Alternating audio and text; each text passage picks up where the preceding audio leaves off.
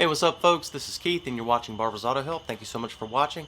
Well, in this video, I've got a little audio and visual for you of a turbo that's actually making a knocking noise. It's almost like a rapid rod knock type noise. So let me just go ahead and show you that audio and visual real quick, and then we'll get back here and talk about it.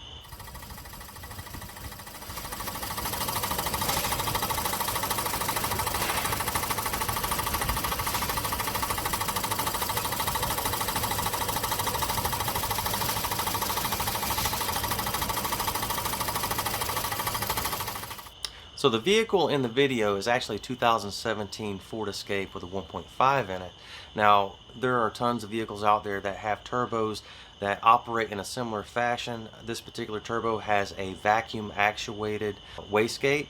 So if your vehicle has a vacuum actuated wastegate, this video could possibly apply to your vehicle there. So what was going on this turbo here is the diaphragm that actually actuates the wastegate couldn't hold a vacuum, so you pump vacuum all day long on it and it would not pull that rod back far enough. Now when it was installed in the vehicle, you had ample supply of vacuum greater than 20 inches and it was pulsed to the wastegate actuator, so you can imagine just that pulse of vacuum being fed to that actuator. It was causing that actuator to be pulled back just a little bit, but it couldn't hold a vacuum, so it let go and slapped back in the other direction there.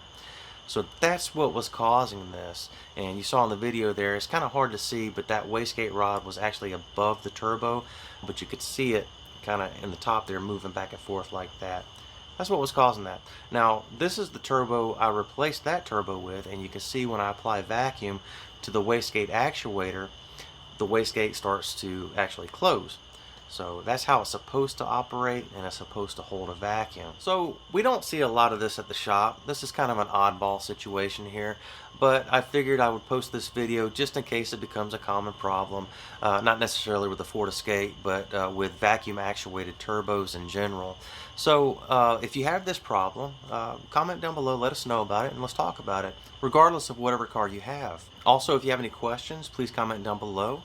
And please read the entire description down below this video before you apply any of this knowledge. I may need to clarify some things. That's where I do that. And please read the disclaimer at the very end of the description. Thank you so much for watching. Please like and subscribe and hit the bell. Thank you.